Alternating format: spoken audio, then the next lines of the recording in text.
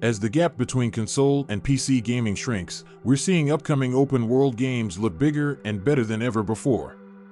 And while the most common forms of open-world games are RPGs, action-adventure, and survival games, we've chosen to showcase a few that look to defy convention. In this list, we'll highlight the best upcoming open-world games of 2023 and the best new open-world games on PC, PlayStation, Xbox, and Nintendo Switch. At number 10, we have Stalker 2: Heart of Chernobyl. The Stalker franchise is actually a bit larger than you might realize, and the only reason we haven't gotten Stalker 2: Heart of Chernobyl already is due to real-world events. As a result, the hype for this game will continue to build as time ticks towards its release. And it's aiming to be one of the most expansive versions of the franchise yet, including remolding the exclusion zone that we've been in during the last few games. You'll play as a stalker who is once again trying to make their living by what is there, and trying to survive the other stalkers, as well as mutant monsters, who are trying to get in your way. At number 9, we have Atomic Heart. Atomic Heart is set up in an alternative 1955 timeline where the Soviet Union has advanced dramatically with new technological wonders. Players are stepping into a KGB special agent named P3, who is tasked with visiting a factory that's gone silent. To discover what's going on with this factory, players will need to venture into an area ruled by robots and oddity creatures. We've been waiting a good while for this game, and we're hopeful that Atomic Heart hits the marketplace at some point before 2023 wraps.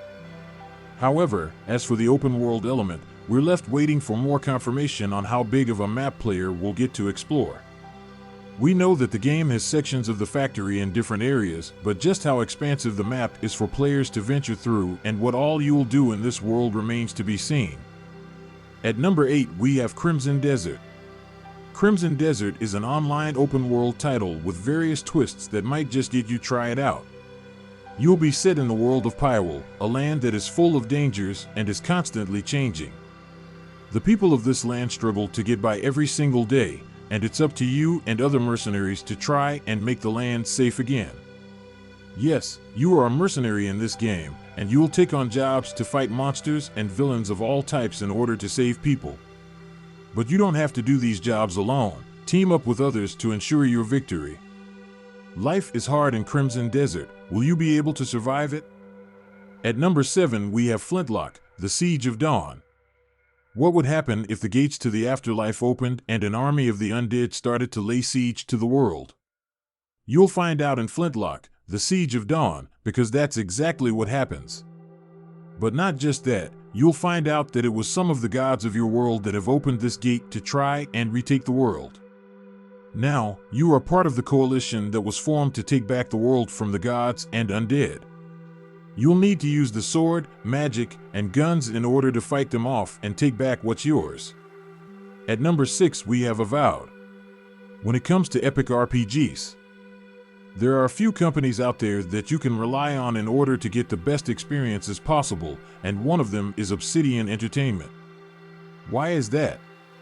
Because they're team behind grand RPGs like Fallout New Vegas, The Outer Worlds, and more. So when they announced a new RPG in the form of Avowed, yeah, people were excited, even if we don't know too much about the game at present. The game will be set in a fantasy world that has all sorts of monsters that are apparently born from the sins of an empire. You'll be able to use sword and sorcery to try and fix things, and you can bet there's a lot of quests and side quests for you to partake in. At number 5, we have Assassin's Creed Mirage. Easily one of the bigger problems that some fans have had with the Assassin's Creed games as of late is their massive worlds that kind of defeated the purpose of the original games in terms of them being about stealth and assassinations. Do you remember how big Valhalla was? If that was indeed a gripe you have, then Assassin's Creed Mirage will help ease your pain a little. Because here, you'll be confined to one city, Baghdad, and while it will be divided into 4 districts, the main purpose of its size is to give you all the chance to be a true assassin once again. To use the upper and lower paths to get to where you need to and to make sure your target never sees you coming. At number 4, we have Forspoken.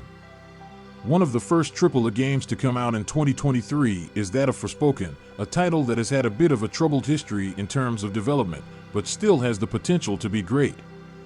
In the game, you'll play as a woman from New York named Fry. She suddenly gets warped from her home and into the world of Athia, a land of both magic and monsters.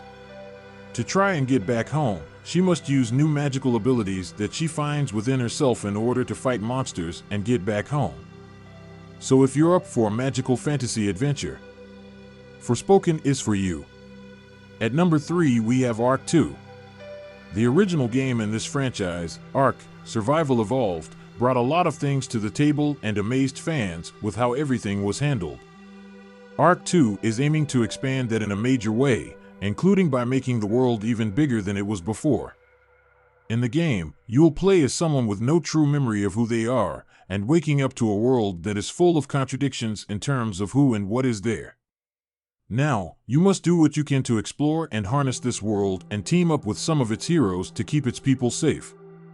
Oh, and Vin Diesel is in this game, because why not at this point? At number 2 we have Final Fantasy 16. We've seen a lot of Final Fantasy games over the years, and each one has their own spin on things in order to make them unique. Final Fantasy 16 is arguably going to be the darkest of all the main titles, and that makes this journey into this unique world very interesting to think about. The team behind the game have noted that this title will be M-rated and features some very mature storytelling, including a main character that is quite literally out for revenge on the ones who took a member of his family from him. Plus, he's trying to free his world from the grip of powerful crystals that people have been relying on for far too long. At last we have Starfield. Probably one of the most hyped games for 2023 is Starfield, touted as Skyrim in space and a Han Solo simulator. What little we've seen of gameplay would seem to match that. Even in the year 2310, and 50 light years from Earth, humanity continues to explore, and you join Constellation to continue that great quest. Things won't be easy, as humanity has only enjoyed 20 years of peace since the war between the United Colonies and Freestar Collective. So what will you do? Who will you side with? Will you stick to being an explorer, or become a hero, a space pirate, or something else? It should be noted that while director Todd Howard helped bring Skyrim to the world again and again, he does have a reputation for grand visions, making dubious promises, and the final product falling shy of those lofty goals. Fans are even more wary after Fallout 76, but the supernova-level backlash the game generated for Bethesda is sure to mean Todd will be a bit more restrained. Apart from that one trailer where he said the game would have over 1,000 fully explorable planets. Well, it seems the sky's not even the limit. It should be noted that while director Todd Howard helped bring Skyrim to the world again and again, he does have a reputation for grand visions, making dubious promises, and the final product falling shy of those lofty goals. Fans are even more wary after Fallout 76, but the supernova-level backlash the game generated for Bethesda is sure to mean Todd will be a bit more restrained. Apart from that one trailer where he said the game would have over 1,000 fully explorable planets. Well, it seems the sky's not even the limit. It should be noted that while director Todd Howard helped bring Skyrim to the world again and again, he does have a reputation for grand visions, making dubious promises, and the final product falling shy of those lofty goals. Fans are even more wary after Fallout 76, but the supernova-level backlash the game generated for Bethesda is sure to mean Todd will be a bit more restrained. Apart from that one trailer where he said the game would have over 1,000 fully explorable planets. Well, it seems the sky's not even the limit.